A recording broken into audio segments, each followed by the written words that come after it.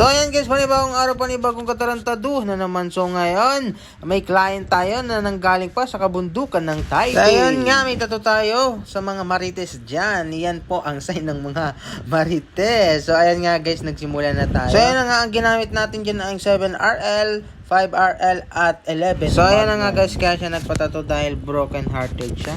May mga tao talagang hindi para sa isa't isa. Ang masakit, pinagtagpo ka. Kasi minsan ang love ay parang buwan.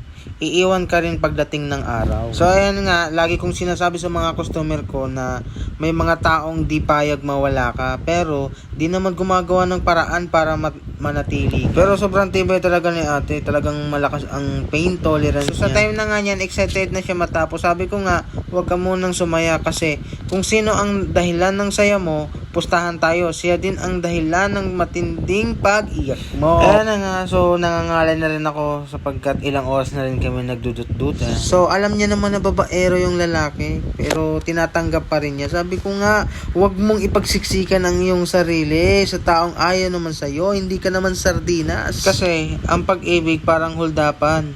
Nasa iyo na ang desisyon kung ipaglalaban mo ng patayan o bibitaw ka na lang ng dahil sa takot kang masaktan. Alam nyo ba guys, na tinulugan lang ako ng aking customer. Sabi niya, hindi naman po masyadong masakit pala sa legs. Hindi tulad ng mga sa braso, sa tagiliran, sa may kilikili, sa pulso, yun, sa may mga buto-buto, yun ang masakit. So, ayan na nga guys, malapit nang matapos yan. So sinasabo na lang natin para maiwasan ang infection or mga pumasok ang mga germs, masamang espiritu.